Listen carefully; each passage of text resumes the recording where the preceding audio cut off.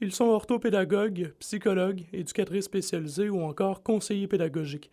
73 des répondants d'un récent sondage de la Fédération des professionnels de l'éducation sont inquiets de la pénurie de main-d'œuvre qui sévit dans leur milieu. Certaines journées, là, je pense que je pourrais être 4 de moi-même, puis j'y arriverai pas encore.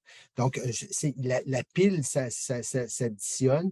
On peine à trouver des gens qui vont intervenir en matière de violence, d'intimidation, de dépendance, de détresse psychologique et j'en passe. La surcharge de travail est jugée si grande que 41 des professionnels de l'éducation songent à quitter leur emploi. Il y a beaucoup de ceux qui sont près des élèves et qui voient les élèves qui souffrent, qui quittent parce qu'ils sont plus capables de voir l'impuissance qu'ils ont devant la surcharge du travail. Donc, ce qu'ils font, bien souvent, en tout cas chez nous, là, ils partent par la porte d'en avant, puis ils reviennent par la porte d'en arrière avec des services privés. Et ils sont plus détachés cette surcharge qu'ils ont émotionnelle, de dire, ben moi, là, il faudrait que je sauve le monde. La Fédération des professionnels de l'éducation du Québec espère que les résultats de son enquête serviront d'électrochoc au gouvernement avec qui elle négocie présentement une nouvelle convention collective. On est dans une logique, nous, de comment on peut aménager pour que ça soit plus intéressant, alors que le gouvernement, lui, est dans une logique de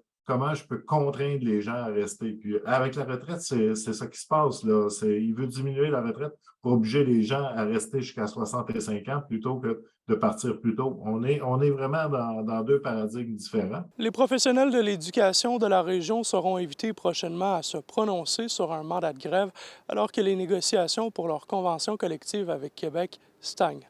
Dans le Rio, DRNC Nouvelles, Rouen Aranda.